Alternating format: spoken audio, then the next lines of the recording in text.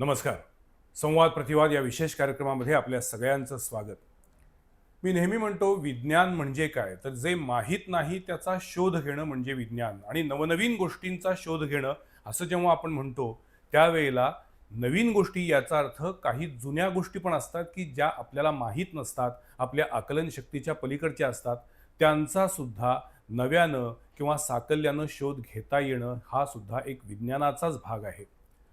आपल्या देशामध्ये आयुर्वेद ही अत्यंत प्राचीन अशी उपचार पद्धती आहे. आता ॲलोपॅथी आहे, होमिओपॅथी आहे, वेगवेगळ्या पद्धतीच्या पॅथींचा आयुर्विज्ञान शाखेमध्ये उपयोग केला जातो.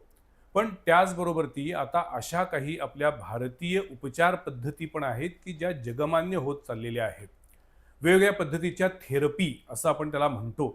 म्हणजे नवीन विज्ञानानुसार फिजिओथेरपी हा शब्द सगळ्यांना माहिती आहे, पण त्याच वेळेला याच विश्वामध्ये संगीत उपचार म्हणजेच म्युझिक थेरपी सुद्धा अस्तित्वात आहे, हे कदाचित अनेकांना माहीत असणार नाही.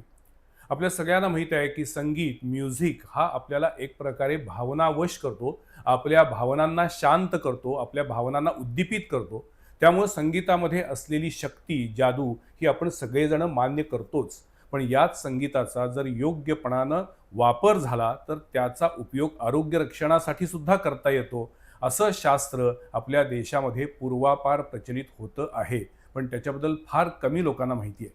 आज या एका वेगळ्या विषयावरती मला जाणून घ्यायचे, समजून घ्यायचे, त्यासाठी आज आम्ही आमच्या स्टुडिओमध्ये बोलवलेले आहेत स्वतः CA, CS आणि LLB असणारे संतोष घाटपांडे सर. मुळात CA, CS असं सगळं म्हणजे आकडेमोडीचं ज्ञान, शिक्षण आणि दुसरीकडं संगीताबद्दलची आस्था, रुची, हे दोन वेगळे विषय आहेत, भिन्न विषय आहेत. पण त्यामुळे तुमच्याबद्दलचा आदर आणखीन वाढला. म्हणजे नाहीतर माणसं ती वृक्ष होतात, पण तुम्ही तसं नाही आहे, तर तुम्ही म्युझिक जपलेलं आहे. मला सगळ्यात पहिल्यांदा तेच विचारायचं की तुमच्या आयुष्यात संगीताचा, म्युझिकचा रोल काय? खरं सांगायचं तर अगदी लहान वयापासून संगीत शिकायला सुरुवात केली, शास्त्रीय संगीत. आणि जी माझी कृपा नाही, म्हणजे आईवडिलांना हे लक्षात आलं की मुलाला काहीतरी संगीतात रुची आहे, म्हणून शास्त्रीय संगीताचं शिक्षण वयाच्या 6व्या वर्षापासून सुरू केलं. पण अभ्यास करत असताना नकळतपणे मला हे जाणवत होतं की हे सगळे जे तुम्ही आकडेमोड क्लिष्ट विषय CA, CS त्याचे रिझल्ट 2-3% लागतात, अशा परीक्षांचा अभ्यास करत असताना माझ्या संगीताने मला जो शांतपणा दिला किंवा ज्याला आपण बैठक म्हणतो ती दिली, कॉन्सन्ट्रेशन दिलं. तर हे नकळतपणे मला स्वतःला जाणवणाऱ्या गोष्टी, तेव्हा काही कॉन्शियसली थेरपी किंवा असा काही विषय नव्हता, पण स्वतःवरती त्याचा होणारा परिणाम हा लहानपणापासून जाणवत होता. किंवा माझ्या बरोबरच्या इतर मुलं आणि माझ्यामध्ये जो काही नकळत माझ्या मनाला फरक जाणवत होता तो होताच. पण याच्यानंतर खरं तर IT क्षेत्रामध्ये काम सुरुवात केलं. आणि आफ्टर CA, CS. पण पहिला CA केलं, मग CS केलं. हो, चार्टर्ड अकाउंटंट आणि कंपनी सेक्रेटरी. हो, तर हे दोन्ही खरं तर पॅरलली केलं. आणि अरे बापरे. आणि ते करताना मग त्याच्यानंतर पहिला जॉब जो होता तो फायनान्स, पण ती कंपनी IT होती.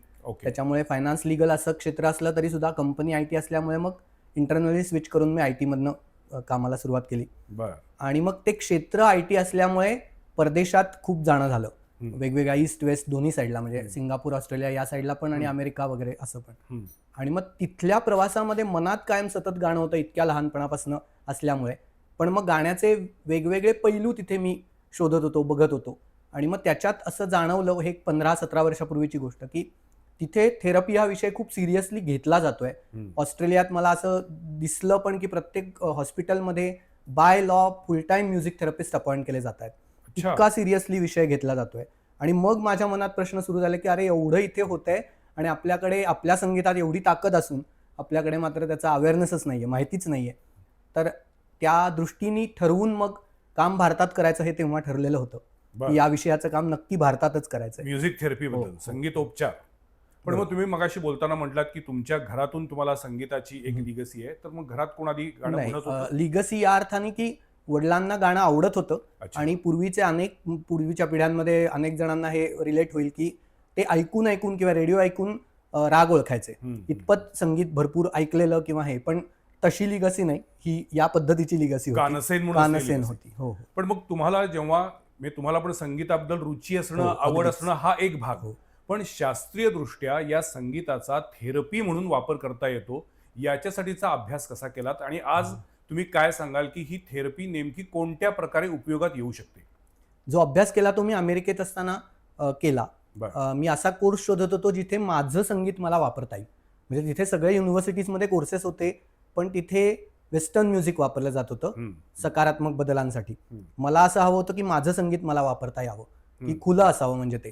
तर मला तो कोर्स तसा मिळाला 18 महिन्याचा, की ज्याच्यामध्ये कोणतंही संगीत तुम्ही वापरा, तो रिझल्ट महत्वाचा, म्हणजे जो बदल घडतोय तो असा करता आला मला कोर्स. माझ्याबरोबर पार्टिसिपंट्स वेगवेगळ्या देशातले होते, चायनीज होते, काही युरोपियन होते, अमेरिकन तर होतेच.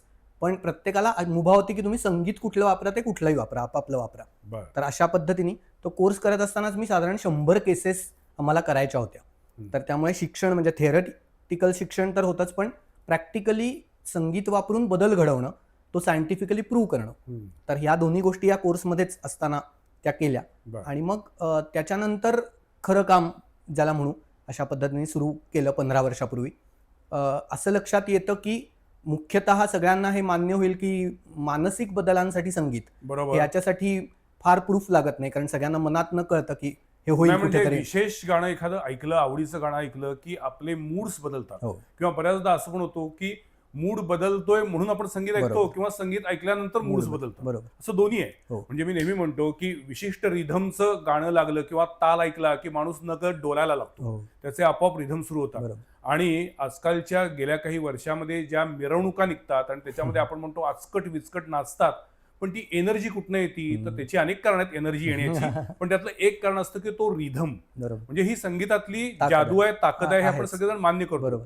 तुम्ही जर खूप इमोशनल असला आणि जर त्याच वेळेला तुम्हाला एखादं पॅथेटिक सॉन्ग ऐकू आलं की नकळत डोळे भरून येतात किंवा कंठ दाटून येतो. सो ही संगीताची ताकद आहे. पण जेव्हा तुम्ही आता आंतरराष्ट्रीय स्तरावरती परदेशामध्ये जाऊन अशा पद्धतीच्या म्युझिकचा थेरपीसाठी वापर करायचा विचार केलात, अभ्यास केलात, शिक्षण घेतलं, तर त्याच्यामध्ये कोणत्या प्रकारचं संगीत अधिक ताकद किंवा अधिक प्रभावी ठरतं असं आहे? कारण जगभरामध्ये जॅझ, रॉक, पॉप, अगदी फोक संगीत, आपलं इंडियन क्लासिकल म्युझिक, कोणत्या संगीतामध्ये अशी ताकद जास्त आहे असा तुमचा अनुभव आहे? मला विचाराल तर माझं अर्थातच मत आहे की भारतीय शास्त्रीय संगीतात ती ताकद आहे. कारण बऱ्याच वेळेला संगीत, जसं तुम्ही आत्ता उदाहरण दिलं की मिरवणुकांमधलं असेल किंवा हे, तर जास्तीत जास्त बाहेर नेणारं संगीत हे जगभरामध्ये लोकप्रिय होतंच. आपलं संगीत आपल्याला आत नेतं, अंतर्मुख व्हायला भाग पाडतं, आत नेतं, आणि आतनं बदल घडला तर तो खरोखर टिकणारा बदल असतो. तर त्यामुळे आपलं संगीत हे आत नेणार आहे आणि त्यामुळे त्याच्यामध्ये सगळ्यात जास्त ताकद आहे.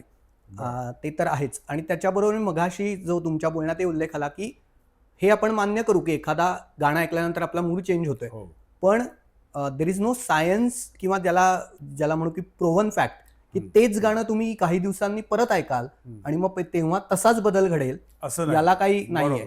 तर म्युझिक थेरपीमध्ये हा सायंटिफिक बेसिस त्याच्यामध्ये ऍड होतो की ठराविक पद्धतीने तुमचा गरजा लक्षात घेऊन एखाद्या व्यक्तीच्या जेव्हा सायंटिफिकली डिझाईन्ड म्युझिक आपण वापरतो तेव्हा रिझल्ट माहिती असतो, ऑब्जेक्टिव्ह असतं आणि त्याला रिझल्ट माहिती असतो. तर हा नुसतं संगीत ऐकणं आणि थेरपी यातला फरक असा सांगता येईल की तिथे ऑब्जेक्टिव्ह आहे, काहीतरी एक ठरवलेला बदल घडवायचा आहे, त्यासाठी संगीताचं डिझाईन ठरवलेलं आहे, काय संगीत वापरायचं आहे, आणि मग त्यातनं तो निश्चित बदल घडणं, म्हणजे ते बाय फ्लूक नाही आहे, तर त्याला काहीतरी आधार घेऊन केलेलं या पद्धतीचा वापर आहे. पण जेव्हा आपण संगीतोपचार असं म्हणतो तेव्हा हा उपचार हा केवळ मानसिक स्तरावरती होतो की शारीरिक व्याधींवरती उपयोगी होतो?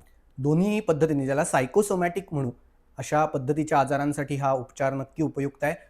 त्याचं सगळ्यात उत्तम उदाहरण मागच्या 10-12 वर्षांमध्ये वाढलेलं डायबेटीसचं प्रमाण भारतामधलं, हे अर्थातच तो लाईफस्टाईल डिसीज म्हणून आता आपण मानतो, आणि त्याच्यासाठीचा खूप जास्त, माझ्याकडे साधारण 3-3.5 हजार केसेस फक्त डायबेटीसच्या आहेत की ज्याच्यामध्ये म्युझिक ऐकून डायबिटीस कंट्रोल होऊ शकतो. आणि ते आपण HbA1c रिपोर्ट्समध्ये, म्हणजे नुसतंच पुन्हा एकदा मनात वाटतंय असं नाही, तर प्री आणि पोस्ट थेरपी रिपोर्ट्समधनं आपण ते सिद्ध करू शकतो की 60 दिवसाच्या थेरपीनंतर HbA1c रिपोर्ट्समधला होणारा फरक किंवा त्याच्यामध्ये होणारं सस्टेनेबल चेंज, हा दोन्ही आपण सांगू शकतो. पण मग आता तुम्ही उदाहरणच दिलेलं आहे डायबिटीसचं, मधुमेहाचं, तर कशा पद्धतीची तुमची म्युझिक थेरपी असते? हो, सुरुवातीला व्यक्तीची पूर्ण माहिती घेतली जाते, कारण एखाद्या गाण्याचं म्हणजे संगीताचं सुद्धा आपण बघू शकतो की एखादं गाणं एखाद्याला खूप आवडतं आणि त्याच्याच शेजारी असलेल्या घरच्याच त्याच्या दुसऱ्या व्यक्तीला नाहीये अजिबात वगैरे. पण मग जेव्हा तुम्ही मधुमेहाच्या रुग्णावरती म्युझिक थेरपी करणार आहात तेव्हा प्रत्येक रुग्णावाईज, प्रत्येक माणसावाईज गाणी बदलतात. गाणी किंवा संगीताचा संगीत प्रकार बदलतं. बदलेल. हो हो. बरं. कारण त्या व्यक्तीची पूर्ण माहिती म्हणजे स्वभाव कसा आहे, लहानपण कसं गेलंय, सांगीतिक संस्कार काय आहेत, कशा पद्धतीचे आहेत, बरं. किंवा त्यांच्या बाकी रिॲक्शन्स इमोशनल ज्याला म्हणू अशा काय आहेत, अशी एक हिस्ट्री डिस्कशन ज्याला म्हणू, पूर्ण माहिती ही साधारण अर्धा पाऊण तासामध्ये घेतली जाते. बरं. आणि मग त्याच्यासाठी संगीतोपचार ठरवले जातात की ज्यातनं हा बदल घडेल असे संगीतोपचार त्या व्यक्तीसाठी ठरवणं. पण ॲलोपॅथीमध्ये सकाळ, दुपार, संध्याकाळ एक एक गोळी, रात्री अर्धी गोळी, किंवा आयुर्वेदामध्ये हे चूर्ण पाण्यात मिसळून घ्या, रात्री गरम पाणी, सकाळी अनुशीपोटी, तसं तुमच्याकडे पथ्य किंवा त्याची काही अशी ठराविक वेळ असते का?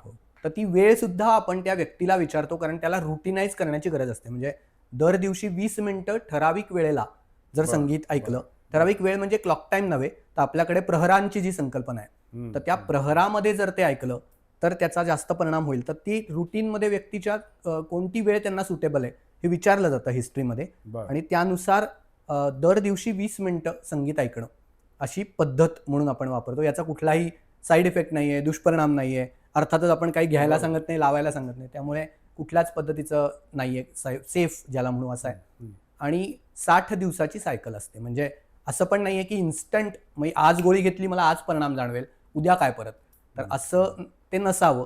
सस्टेनेबल या दृष्टीने 60 दिवसाची सायकल आपण करतो आणि 60 दिवसानंतर फीडबॅक घेणं की काय बदल घडलेत, कशा पद्धतीने घडलेत, एखादी किंवा अजून एखादी सायकल जर परत करण्याची आवश्यकता असेल तर तसं करणं. खरं सांगायचं तर हा माझ्या दृष्टीने जीवनशैलीतला बदल आहे. जसं व्यायामाला म्हणतो आपण की त्याला काय पर्याय नाही ना, म्हणजे असं कोणी म्हणणार नाही की आता थांबवा व्यायाम, बास झालं. तर तसं संगीत तुमच्या आयुष्यामध्ये असणं ठराविक पद्धतीने हा जीवनशैलीतला बदल आहे. आपली भारतीय जीवनशैली मागे जाऊन बघितली तर ते होतं, संगीत प्रत्येक व्यक्तीच्या आयुष्यामध्ये होतं. ते पुन्हा एकदा आता या पद्धतीने कदाचित आणण्याची गरज. पूर्वी म्हणजे निसर्ग सुद्धा इतकं सुंदर संगीत द्यायचा, बरोबर. की जे आता आपण सगळे विसरलेलो आहे किंवा मुकलेलो आहे त्याला. खरंय. पण आता तुम्ही जसं म्हटलात की 60 दिवसांची एक सायकल आहे, पण त्याच्यामध्ये कन्सिस्टन्सी पाहिजे. हो. सो तुमची एक सायकल केल्यानंतर मला तात्पुरतं बरं वाटतंय, रिलीफ मिळालेला आहे, पण पुन्हा माझा मधुमेह वाढायला लागलेला आहे. मग त्यामुळे संगीताच्या किंवा या म्युझिक थेरपीची पण कन्सिस्टन्सी असली पाहिजे का? तर ती कन्सिस्टन्सी राहावी यासाठी 60 दिवस मी रोज एकच संगीत ऐकायला देत नाही. तर मी 60 दिवसांसाठी 20 ट्रॅक्स देतो. म्हणजे बरं. असं नाही की मला आज ऐकायचं तेच उद्या ऐकायचं असं नाहीये. तर त्याला सेट आहे एक, त्यातनं बरं. मला रोज ऐकायचंय, म्हणजे व्हरायटी आहे. बरं. तर व्हरायटी जेव्हा येते तेव्हा आपोआप त्यातली कन्सिस्टन्सी मेंटेन होते की मला नवनवीन ऐकायला मिळतंय, या दृष्टीने ती कन्सिस्टन्सी मेंटेन होते. आणि दुसरं साधारण 80-85% केसेसचा अनुभव असा की एक सायकलमध्ये जो फरक जाणवतो किंवा मानसिकदृष्ट्या त्या व्यक्तीमध्ये स्वतःला जो फरक जाणवतो, त्यातनं ती व्यक्ती पुढे कन्सिस्टंटली फॉलो करते किंवा काही गोष्टी सातत्याने करते, हे लक्षात येतो. पण मग तुम्ही दिलेले जे काही ट्रॅक किंवा जे काही म्युझिक आहे ते ऐकत असताना काही पद्मासनामध्ये बसलं पाहिजे, डोळे मिटून बसलं पाहिजे, अनोशीपोटी असलं पाहिजे, असे काही पुन्हा त्याला नियम आहेत? नाही, खरं सांगायचं तर एकच त्यातला ज्याला पथ्य म्हणू असं आहे की ते ऐकत असताना दुसरं मेंदू ज्यात वापरायचं आहे असं काम करायचं नाही, लक्ष विचलित होईल असं असं काही करायचं नाही. तर कॉन्सन्ट्रेशन त्या म्युझिक वरती असलं पाहिजे. संगीत एवढंच त्यातलं आहे. म्हणजे अगदी बेडरिडन व्यक्तीलाही आपण हे करू शकतो, म्हणजे बसून केलं पाहिजे वगैरे असं काही नाहीये. त्यामुळे फक्त लक्ष तिथे असणं, एवढं संगीतात राहणं एवढं गरजेचं. म्हणजे आपण जेव्हा मेडिटेशन किंवा ध्यानधारणा करतो त्यावेळी सुद्धा बऱ्याच ठिकाणी आपण बघितलं तर एक वेगळ्या पद्धतीचं म्युझिक सुरू असतं आणि त्या म्युझिकमुळे आपण एका वेगळ्या ट्रान्स मोडमध्ये जातो असं म्हणतात. पण मला सांगा, तुम्ही आता जे काही अशा पद्धतीनं म्युझिक थेरपीसाठी जे ट्रॅक देता, जे काही संगीत म्युझिक देता, हे फक्त इंडियन क्लासिकल म्युझिकच असतं का फोक म्युझिक पण असू शकतं किंवा अन्य कोणत्या प्रकारचं म्युझिक असू शकतं? खरं सांगायचं तर भारतीय संगीत इतकं समृद्ध आहे की त्यातले विविध प्रकार आपण थेरपीमध्ये गरजेनुसार वापरू शकतो. कधी कधी सुरुवातीला अशी गरज असते की त्या व्यक्तीला शुद्ध शास्त्रीय संगीत तो कदाचित पटकन ऐकणार नाही, अनेकांच्या ते डोक्यावरून जातं, कळतच नाही काय चाललंय. बरोबर. तर त्या दृष्टीने काही सुरुवातीचा काळ आपण विविध संगीताचे प्रकार वापरत पण तरीही मला सांगायला असं आवडेल की जो काही लॉंग टर्म इफेक्ट जो म्हणू तो आपल्याला शुद्ध शास्त्रीय संगीतातूनच जास्ती काळ टिकणारा इफेक्ट हा मिळतो. कारण त्याच्यामध्ये अनेक गोष्टी असतात ज्याची जी ताकद आहे. म्हणजे आपल्या संगीतामध्ये केलेला प्रहरांचा विचार आहे किंवा आपल्या समयाचा विचार आहे, आपल्या संगीतात असणारा जो काही मानवी मनाचा विचार केलेलं असलेलं संगीत आहे, तर तो खूपच ज्याला म्हणून थेरपेटिकच विचार हा आपल्या संगीतात पूर्वीपासून केलेला आहे. तर त्याच्यामुळे खरं आहे, म्हणजे सकाळच्या प्रहरातील अमुक अमुक राग, संध्याकाळच्या वेळी म्हणायचे राग वेगळे, भैरवी ही कोणत्याही मैफिलीमध्ये शेवटच सादर होते. म्हणजे आपल्याकडे ह्या संगीतामध्ये, भारतीय शास्त्रीय संगीतामध्ये एक वेगळी ताकद आहे, हे सगळ्यांनी मान्य केलं आहे. म्हणजे आपण असं ऐकलेलं पण आहे की अमुक एक राग गायल्यानंतर, म्हणजे तो मेघ मल्हार गायल्यानंतर पाऊस पडायचा म्हणे. ते खरं खोटं माहित नाही, पण त्याच्यातला अर्थ एवढाच आहे की सार इतकंच आहे की त्या रागदारीमध्ये तेवढी ताकद आहे. बरोबर. पण मग एवढी सगळी ही शास्त्रीय संगीताची म्हणजे त्याचा तुम्ही जेव्हा थेरपी म्हणून वापर करताय, तेव्हा मुळात या सगळ्या रागदारीचा तुम्ही अभ्यास कधी केला? मी तो लहानपणी ज्याला शास्त्रीय संगीताची शिक्षण जेव्हा घेतलं. काय घेतले तुम्ही शिक्षण शास्त्रीय संगीताचं शिक्षण विशारदपर्यंत घेतलेलं गांधर्व महाविद्यालयाकडून? हो. त्याच्यानंतरही शिक्षण घेतलं, म्हणजे परीक्षार्थी म्हणून नाही, तर संगीत या अर्थाने त्याचं शिक्षण चालू. ते खरं सांगायचं तर तो अभ्यास अजूनही चालू आहे, तो संपणार नाही. खरं आहे. तर भले लोक म्हणतात आयुष्य नाही, 2-2 आयुष्य घातली तरी ते कळणार नाही. तर त्यामुळे त्या दृष्टीने त्याचं सगळं शिक्षण हे घेतलं.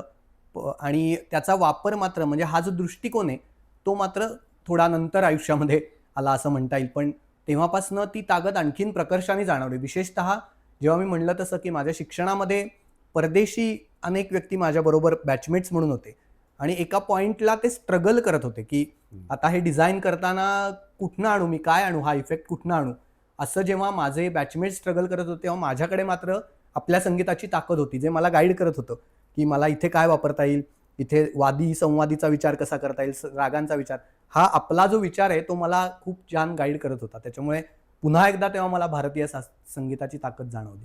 तुम्हाला कोणी या तुमच्या संगीतोपचार, म्युझिक थेरपीबद्दल विरोध नाही केला की हे सगळं थोतांड आहे, हे काही खरं नाही, असं कोणी म्हटलं नाही? थोतांड इतका विरोध नाही, पण काही ज्याला म्हणू की मेडिकल प्रॅक्टिशनर्स, की ज्याला प्रस्थापित म्हणू अशा पद्धतीचे प्रॅक्टिसेस असलेल्या, त्यांच्याकडनं कधी कधी असं होतं की नाही, हे काही होणार नाही, म्हणजे हे तुम्ही जे म्हणताय ते कदाचित तात्पुरतं होईल किंवा यांनी काही होणार नाही, असं होतं. पण आता मला सांगायला हेही आवडेल की मागच्या 5 वर्षामध्ये मी जेव्हा हा विषय शिकवतोय, आता मी कोर्सेस घेतो आणि नॅशनल लेवलचं, म्हणजे इंडियन गव्हर्नमेंटच्या नॅशनल लेवलचं सर्टिफिकेशन मी देतो या विषयाचं. कारण तो विषय आयुषच्या अंतर्गत हेल्थकेअर सेक्टर स्किल काउन्सिल नावाची बॉडी आहे. माझा पुढचा प्रश्न तोच होता की आता आपल्याकडे या केंद्र सरकारनं आयुष मंत्रालय स्थापन केले, ज्याच्यामध्ये नॅचरोपॅथी पासून, म्हणजे निसर्गोपचारापासून वेगवेगळ्या पद्धतीच्या उपचार प्रणाली, प्राणिक हिलिंग पासून रेकीपर्यंत अनेक विषय आहेत. सो त्यामध्ये आता अशा पद्धतीच्या म्युझिक थेरपीचा समावेश आहे का, आणि त्याला तसं ऑथरायझेशन मिळालेलं आहे का? तर मी आता जे बॉडीचं नाव घेतलं, स्किल्स इंडिया प्रोग्रामच्या अंतर्गत हेल्थकेअर सेक्टर स्किल काउन्सिल नावाची बॉडी आहे नॅशनल लेवलची. त्यांच्यापर्यंत हा विषय मी म्हणजे नेला, आणि त्यांना प्रेझेंटेशन देणं, अनेक गोष्टी करणं, हे जे लागतं ते साधारण 1-1.5-2 वर्ष केल्यानंतर आता मागचे 3 वर्ष त्या बॉडीकडनं ऑथोराइज सर्टिफिकेशन मिळतं या विषयामध्ये. आणि त्याची तयारी, म्हणजे मी कोर्स शिकवतो, त्याची तयारी करतो. आणि या प्रत्येक बॅचमध्ये आता ज्याला म्हणू की टिपिकल मेडिकल प्रॅक्टिशनर्स, डॉक्टर्स, हे माझ्या प्रत्येक बॅचमध्ये कमीत कमी 30 ते 40% डॉक्टर्स असतात. अरे वा. कारण त्यांना असं जाणवतंय की ज्यांना संगीताची आवड आहे, खऱ्या अर्थानं बात में कुछ दम है अशा अर्थानं. तर पण मग मला सांगा की गेल्या तुम्ही आता किती 5-7 वर्ष तुम्ही म्युझिक थेरपीवरती स्वतः आता काम करतोय? 15 वर्ष. 15 वर्ष. किती पेशंटना त्याचा उपयोग झाला? माझ्याकडे साधारणतः रेकॉर्डेड या पद्धतीच्या 9,500 केसेस आहेत. ज्याला परिणाम, आता मोठा आकडा आहे. हो. तर आणि त्यामध्ये कोणकोणत्या पद्धतीचे रुग्ण होते? तर आता मी डायबेटीसचा उल्लेख केला, तसाच हायपरटेन्शन, ब्लड प्रेशर, याचा पण अनेक हे आहेत. हार्मोनल चेंजेस स्त्रियांमधले, त्याच्या पण भरपूर चांगल्या केसेस आहेत, ज्याच्यात चांगले रिझल्ट्स मिळालेत. बाकी अँझायटी, डिप्रेशन, स्ट्रेस, कॉर्पोरेट्स किंवा कंपनी, वर्किंग प्रोफेशनल्ससाठी होणारे हे जे सगळे आहेत हे तर आहेतच. लहान मुलांचा मी मुद्दाम उल्लेख करेन, त्यांच्यामधल्या कॉन्सन्ट्रेशन इम्प्रूव्हमेंट, मेमरी इम्प्रूव्हमेंट, विशेष मुलं, दिव्यांग, त्यांच्यासाठीचे पण खूप चांगले रिझल्ट्स. आणि त्याचे सातत्याने माझे प्रोजेक्ट्स चालू आहेत विशेष मुलांच्या शाळांमधले किंवा त्यांच्या संस्थांमधले. आणि साधारण त्यांच्याकडे बदल होण्यासाठी लागणारा वेळ थोडा जास्त आहे.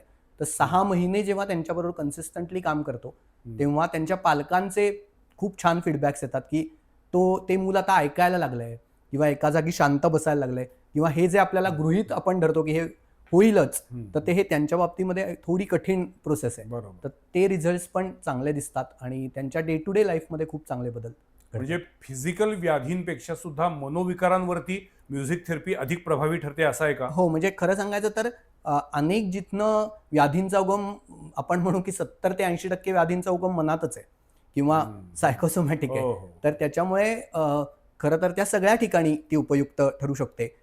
जिथे जिथे आपण या पद्धतीचं म्हणजे आता सिनियर सिटीजनमध्ये अनेकदा डायजेस्टिव्ह प्रॉब्लेम्स असतात, हो. ज्याचं मूळ खरं तर वेगळीकडे असतं. म्हणजे दिसताना ते शरीरातले आजार दिसत आहेत, पण त्याचं मूळ वेगळीकडे आहे. किंवा अनेकदा स्त्रियांमधल्या अनेक बदलांमध्ये मासिक पाळीच्या समस्या असतील, अगदी मुलींमध्ये ते ज्याला मोनोपॉझल म्हणू, तर अशा सगळी रेंज याच्यामध्ये खूप चांगला उपयोग आपल्याला दिसून येतो. किंवा ज्याला म्हणू गर्भावरती होणारे संस्कार, तर तिथे संगीताचा वापर आणि त्याच्यामधले खूप चांगले प्रूव्हन रिझल्ट, प्रत्येक महिन्यामध्ये वेगवेगळ्या पद्धतीने होणारे संस्कार, त्याचे रिझल्ट खूप छान आहेत. पण मग टिपिकल डॉक्टरांची ज्या पद्धतीनं ओपीडी असते, तशी तुमची ओपीडी कशी असते? माझं खरं तर एक्सपिरियन्स सेंटर आहे, की जिथे येऊन तुम्ही अनुभव घ्यावात, जिथे माहिती घेतली जाते. पण मग तुमच्याकडे मी समजा पेशंट म्हणून आलो, तर तुम्ही मला पहिल्यांदा माझी सगळी माहिती घेणार, माझा स्वभाव, माझं एकूण जगण्याची पद्धत, लाईफस्टाईल सगळं माहिती घेणार. त्यानंतर तुमच्याच सेंटरमध्ये मला पहिल्यांदा काही ऐकवता, की जसं डॉक्टर प्रिस्क्रिप्शन लिहून देतात तसं तुम्ही हे घे तुझे 4-10 ट्रॅक जाऊन ऐक, काय सांगता, कसं? नाही, दोन्ही. मी फक्त एक थोडा बदल करतो. माझ्याकडे येणाऱ्यांना मी पेशंट म्हणत नाही, तर त्यांना मी बेनिफिशरी म्हणतो. कारण त्याला प्रत्येकाला त्याला आजार असेल अशी गरज नाही. अगदी छोट्या छोट्या गोष्टींसाठी म्हणजे आत्मविश्वास वाढवणं, की हा काय आजार नाहीये, पण याची गरज असते. मनात एक न्यूनगंड जो असतो तो दूर करायचा. कंपन्यामध्ये काम करणारी व्यक्ती आहे ज्याला प्रेझेंटेशन देताना प्रचंड कॉन्फिडन्सच कमी पडतो, आयडियाज खूप आहेत पण तो बोलता येत नाही. तर हे छोटे छोटे बदल आहेत. किंवा राग नियंत्रण, अँगर मॅनेजमेंट, तर हा पण गरजेचा विषय आहे सगळ्यांसाठी. पण त्याच्यासाठी कोणी डॉक्टरकडे जात नाही किंवा त्याचे काही मदत घेतली जाते असं होत नाही. तर हे जे छोटे छोटे विषय आहेत, इथे खूप छान रिझल्ट आपल्याला म्युझिक थेरपीचे दिसतात. त्यामुळे येणारी व्यक्ती पेशंट असेल असं नाही, तर ती लाभार्थी, जसं तुम्ही म्हणलात तसं. आणि त्यांना सुरुवातीला तिथे ऐकवलं जातं किंवा अनुभव दिला जातो, आणि घरी ऐकण्यासाठी सुद्धा प्रिस्क्रिप्शन, जसं तुम्ही म्हणताय तसं काही गोष्टी घरी ऐकणं. अजून एक सांगायचं म्हणजे फक्त ऐकणं असं त्यातला विषय नसून अनेकदा स्वतःच्या आवाजाचा वापर हा थेरपीमध्ये केला जातो. कारण ती प्रत्येकाला दिलेली देणगी आहे, टूल आहे आपल्याकडे.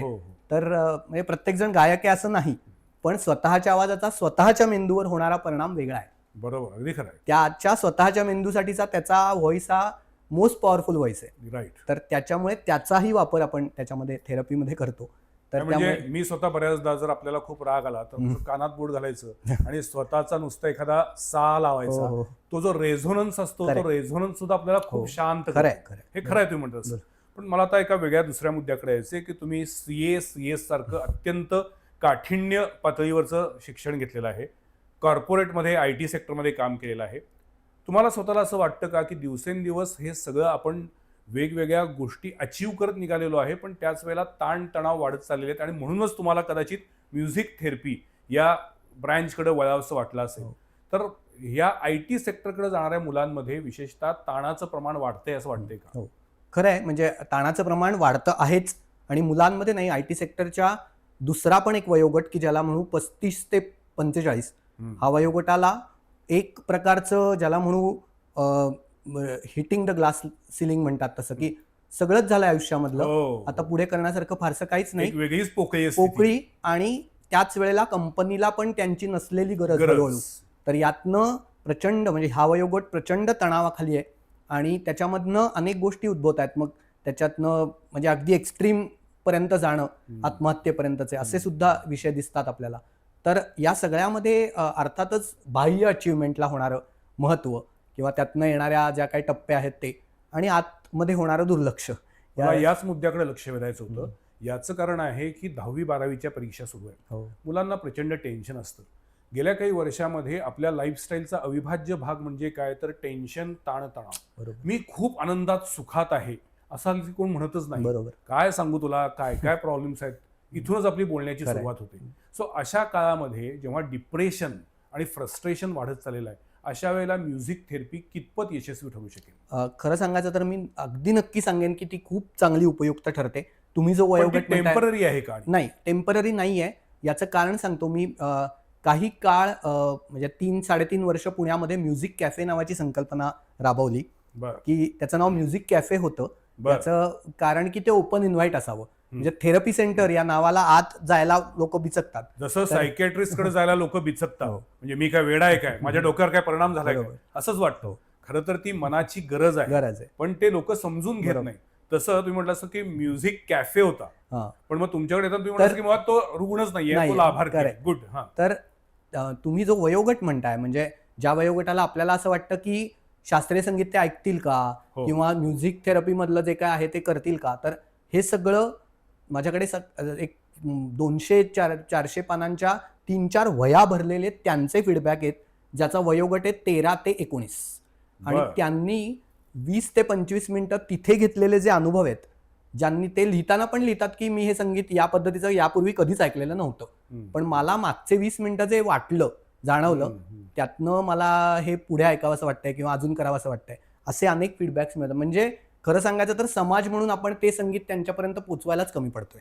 म्हणजे आपण असं म्हणतो की यंगस्टर्स हे ऐकत नाहीयेत, तर याला समाज म्हणून सगळेजण जबाबदार आपणच आहोत की आपल्या संगीतातली ताकद आपण तिथपर्यंत पोहोचवू शकलो नाहीत कदाचित. खरंय खरंय. तर ते या निमित्ताने अशा पद्धतीने का होईना, पण ते त्याच्यापर्यंत पोचवावं, ती ताकद जाणवावी, याची नक्कीच गरज आहे. आणि ते तात्पुरतं नक्की नाहीये. म्हणजे जो बदल घडतो, तो ट्रान्सफॉर्मेशन या पद्धतीचा बदल, मग तो व्यक्तिमत्वातला बदल आपल्याला दिसतो. आणि असे अनेक फीडबॅक्स त्यांच्या पालकांकडनं मिळालेले आहेत की हा मूल बदललं. म्हणजे पण मग त्याचा उपयोग 10वी-12वीच्या परीक्षेच्या वेळी पण होऊ शकतो. हो, नक्कीच. म्हणजे आपण त्याचं जर थोडंसं हल्ली अवडंबर माजवतो, हो. 10वी-12वी परीक्षा म्हणजे फार महत्वाची, मुलांपेक्षा विशेषतः पालकांनाच टेन्शन आलेलं असतं. बरोबर.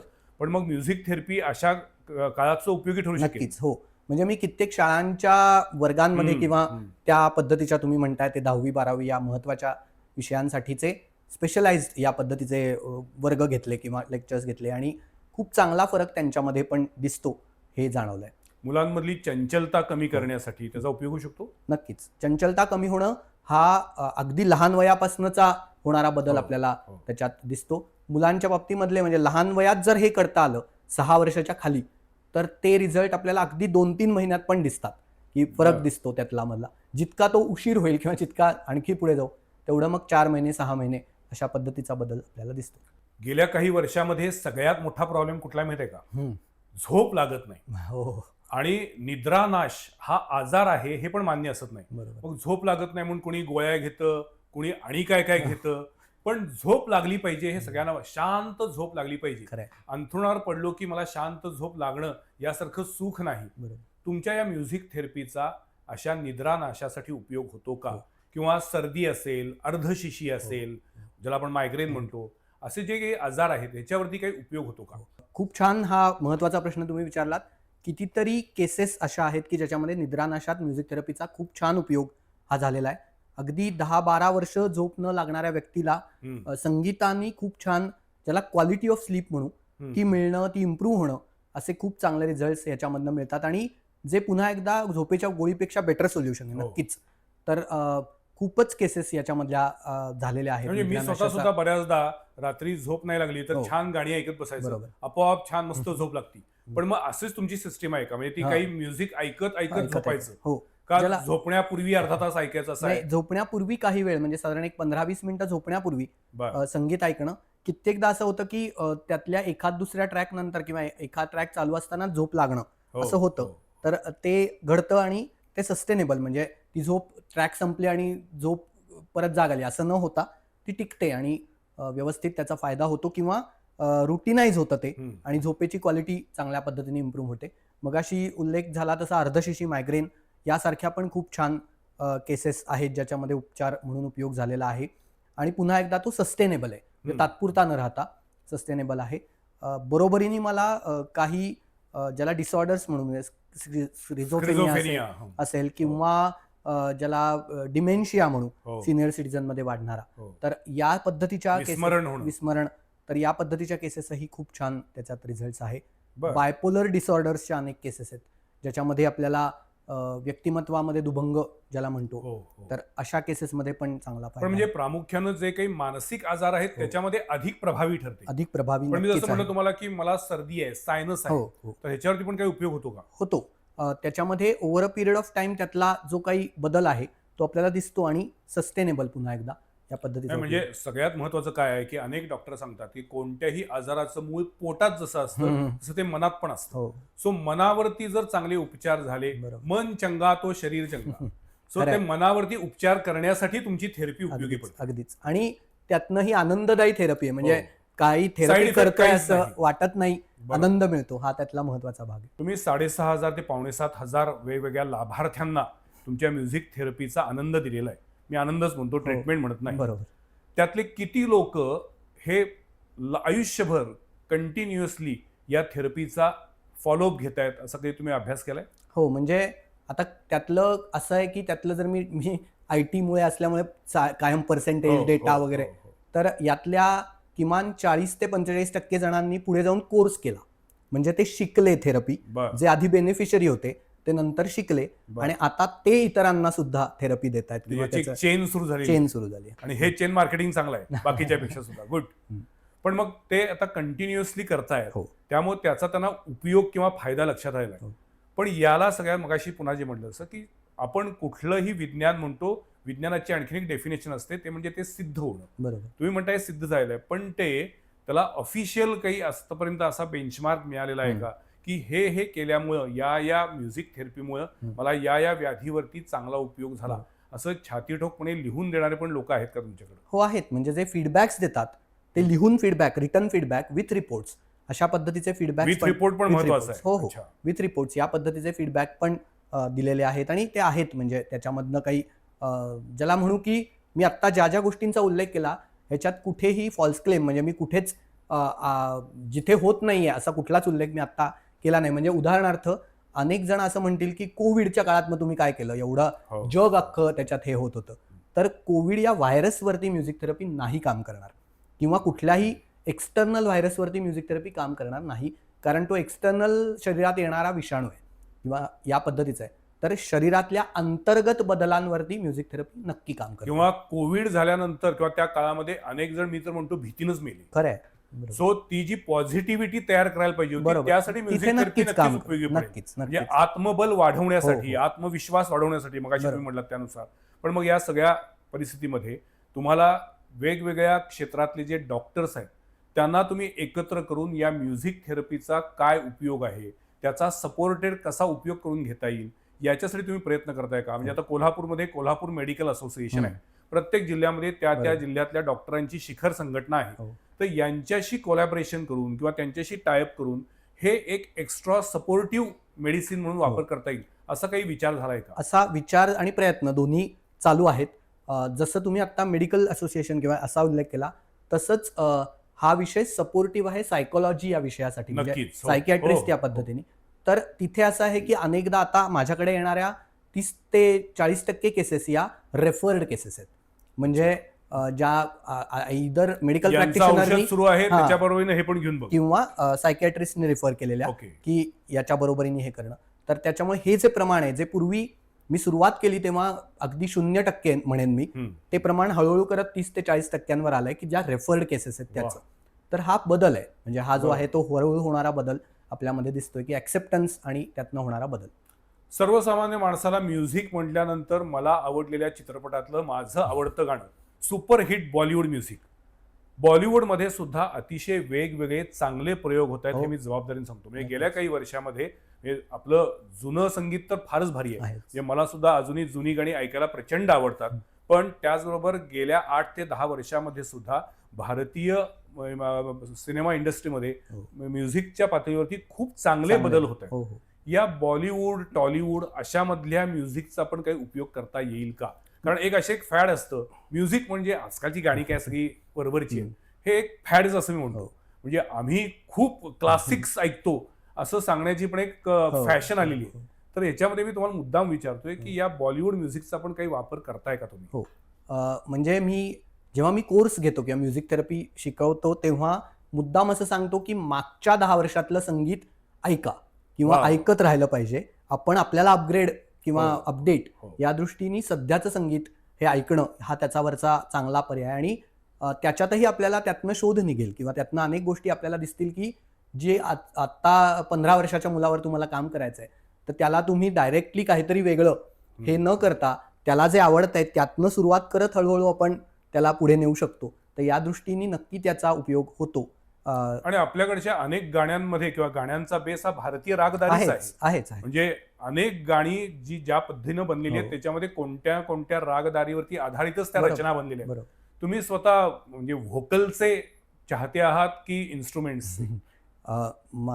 माझ्यातल्या कलाकाराला विचारलं तर मी व्होकलचा चाहता आहे, बर, पण माझ्यातल्या थेरपिस्टला विचारलं तर मी इन्स्ट्रुमेंटलचा चाहता आहे. अच्छा. कारण इन्स्ट्रुमेंटल म्युझिकचा थेरपीमध्ये जो उपयोग होतो, हम्म. जो शब्दांच्या पलीकडे म्हणतो आपण, हो, तसा जो इफेक्ट मिळतो, तर तो इन्स्ट्रुमेंटल म्युझिकचा इफेक्ट कोणी म्हणजे त्याला पर्यायच नाही थेरपीमध्ये इतकं.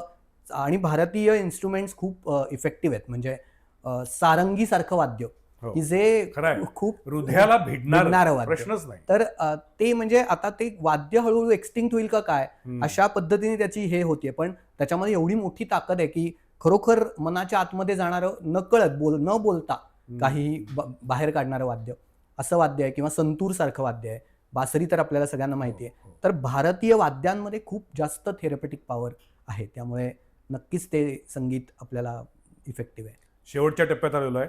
या म्युझिक थेरपीचा आणि मेडिटेशनचा असा काही संबंध आहे का? हो. तर म्युझिक थेरपीच्या काही तंत्र आहेत. म्हणजे जसे त्यातलं ऐकणं हे एक मेथड आहे म्हणू, तसे काही इफेक्टिव्ह तंत्र टेक्निक्स आहेत. बरं. तर त्या टेक्निक्समध्ये ध्यानाचा विचार केलेला आहे. म्हणजे ज्याच्यामध्ये साऊंड मेडिटेशन, ध्वनी ध्यान बरं. असं त्यातलं तंत्र आहे की ज्याच्यात फक्त संगीतच नाही तरी आजूबाजूला असणारे सगळे ध्वनी, त्यातले आहत असतील अनाहत असतील असे ध्वनी, तर त्यातला एकमेकांमधला रिलेशन किंवा त्यातला फरक आणि त्याचं, तर त्यामुळे ध्यान आणि म्युझिक किंवा या दोन्हीचा संबंध हा टेक्निक्स म्हणून त्याच्यामध्ये नक्कीच त्याचा वापर होतो.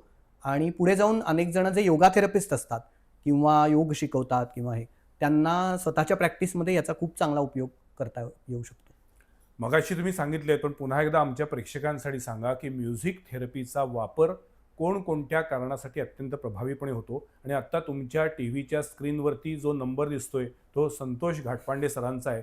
तुम्हाला पण, कारण आपण नेहमी म्हणतो की माणूस आहे, षड्रिपू असणारच, त्यामुळं काम, क्रोध, मोह, मत्सर हे आमच्याकडे इनबिल्ट असतं. ते कसं कंट्रोल करायचं हेच आपल्याला माहीत असत नाही आणि त्याच्यातून प्रॉब्लेम सुरू होतात. पण म्युझिक थेरपी अशा पद्धतीनं माणसाला एक बॅलन्स, संतुलित आयुष्य जगण्यासाठी मदत करतं. सो कोणत्या पद्धतीच्या व्याधींवरती प्रामुख्यानं म्युझिक थेरपीचा उपयोग होतो सांगा. त्याच वेळेला तुम्ही हा नंबर सुद्धा नोट डाऊन करा. मुख्यतः ज्याला म्हणू स्ट्रेस, अँझायटी, डिप्रेशन, अँगर मॅनेजमेंट हे मानसिक या पद्धतीचं, किंवा diabetes, blood pressure, hormonal changes, senior सिटीजनमध्ये जाणवणाऱ्या अनेक समस्या ज्याला आर्थरायटिस म्हणू या पद्धतीचं, कॅन्सरमधल्या पेन मॅनेजमेंटचा अनेक केसेस झालेल्या आहेत, तर तिथे सुद्धा याचा उपयोग अतिशय चांगल्या पद्धतीने होतो. किंवा ज्याला म्हणू की लाईफस्टाईल डिसऑर्डर्स यामध्ये जे जे काही येतं त्या सगळ्याचा उपयोग आपण त्याच्यामध्ये म्युझिक थेरपी वापरू शकतो. आणि ज्याला मगाशी गर्भसंस्कार हा विषयांपासनं लहान मुलांच्या सगळ्या समस्या, कॉन्सन्ट्रेशन इम्प्रूव्हमेंट, मेमरी इम्प्रूव्हमेंट, विशेष मुलांसाठी होणारा त्याचा वापर, तर ही मोठी रेंज आपण म्युझिक थेरपीने सपोर्ट करू शकतो.